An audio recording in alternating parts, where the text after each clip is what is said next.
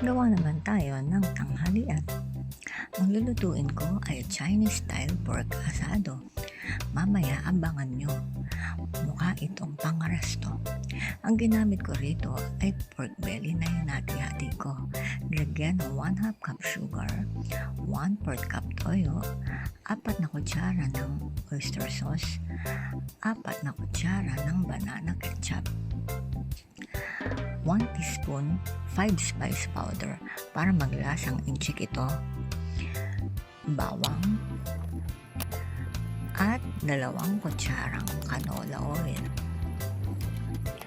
Hinalo-halo ko lamang ang mga ito. Binabad ng matagal at binake ko ito. Ang marinade nito kasama ng 2 kutsarang cornstarch, 4 na kutsarang honey, at 2 kutsarang sesame oil at chicken stock na 1 baso ay aking pinagsama-sama at niluto.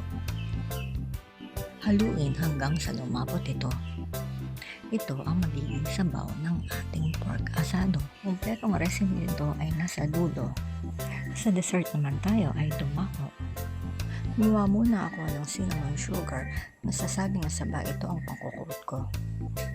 Kapag nilagyan mo na lahat ng saging na saba nito, ilagay sa baking dish, ihilera ng kagaya ng ganito. Tapos ay gumawa na tayo ng ipang toppings natin dito.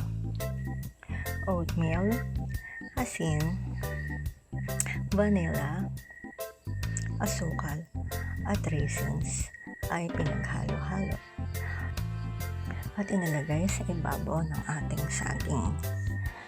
Ito ay binake ko ng 35 minuto.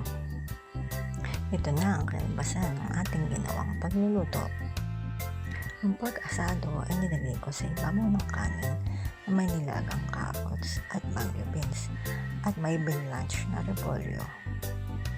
Naparami ang kanin namin dito. Nasimot lahat ang mga inihanda ko.